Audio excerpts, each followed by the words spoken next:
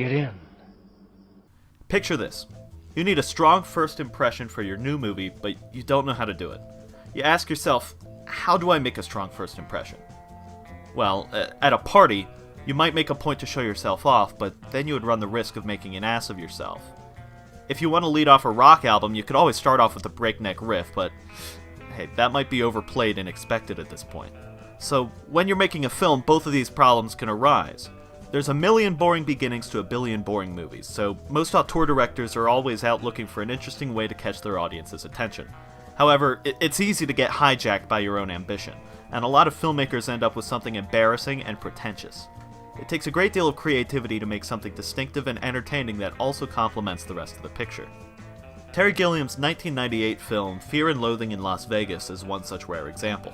The whole sequence is a perfect microcosm of the movie, immersing the viewer while also setting up the mood, the characters, situation, and the mise-en-scène that's in play for the whole film. Although the scene's mostly narrated by Johnny Depp, the odd camera angles and movement tend to do most of the talking. That is, we know from the outset that we can't trust our narrator. With that in mind, the best way to explain what's going on is just by showing you. We start off with the Universal logo, then head right into a montage of Vietnam footage with the song "These Are a Few of My Favorite Things." The most striking element of it, of course, is the juxtaposition of chaotic imagery with calm and serene music, but it goes beyond that. This little aside simultaneously sets up the movie's time period, the early 70s, and gives the viewer a false sense of caution before... Just like that, a simple pan shot of a car speeding across the desert grabs and holds your attention. Most of that can be attributed to the textbook sound bridge that spans the two shots. Along with Gilliam's bizarre camera angles and Depp's unhinged performance, the blaring music helps to manage the mania of this opening. Only to exaggerate the dreamlike state this movie puts you in, the exposition hip-hops between the narration and the dialogue.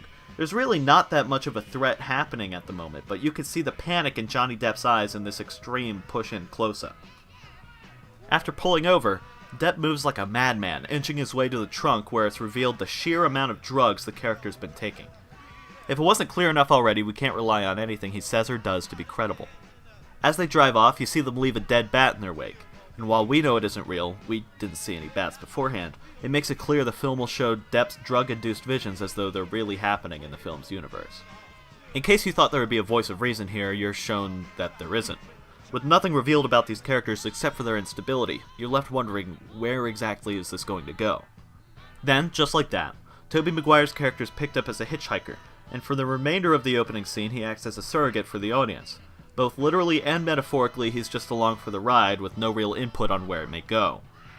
The next 2 minutes are made up of Depp losing his mind and threatening Maguire both directly and indirectly. Like he would the audience, Depp tries to explain the situation, but his schizophrenic muttering only makes things more irrational and confused.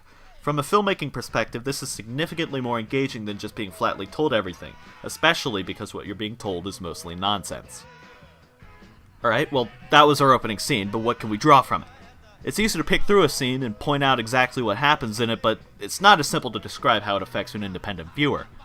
One way to approach the example is by taking a look at what it does differently from less notable openings. The most obvious is with Gilliam's almost avant-garde approach to filmmaking. Rather than allowing the narration to just tell everyone what's happening, he allows the audience to discern this from the events taking place and the actions of the characters. His use of the camera serves only to exaggerate the lunacy of the scene, and while it would be easy to just put the camera on the car or to follow along overhead, Gilliam instead opts to implement big moves and pans one after another, disorienting you like the drugs do to Depp's Hunter S. Thompson. In fact, this becomes a common motif throughout the film, that viewing a story through a camera's lens is not dissimilar to experiencing a drug binge in an unfamiliar place. That the movie is based on the autobiographical work of Hunter S. Thompson is irrelevant. This opening makes it clear that the director is telling his own story, and that it's going to be a wild ride. Beyond just showing off the technique and philosophy of his craft, Gilliam also sets up most of the story in this sequence. At its most basic, you find out that the story is about Hunter Thompson and his attorney going out to Vegas to cover a desert drag race, but that they're irresponsible and likely to have their journey interrupted by their drug use. All of which happens and is essentially a framework for Thompson's ether-induced paranoid romp through Sin City. Much of this is exposed in Depp's narration, but is kept interesting by his characterization of Thompson and lack of certainty about what is true. What makes Thompson so untrustworthy and thus intriguing isn't that he's deliberately deceitful, but instead his complete lack of coherence. That way, if you aren't grabbed by the mise-en-scène or the performances, you'll be hooked in an attempt to make sense of a situation that's all over the place, despite its simplicity. A good director will use one of these methods to catch a few eyes, but a great one will use all of them to let you know immediately what their vision for the film is going to be.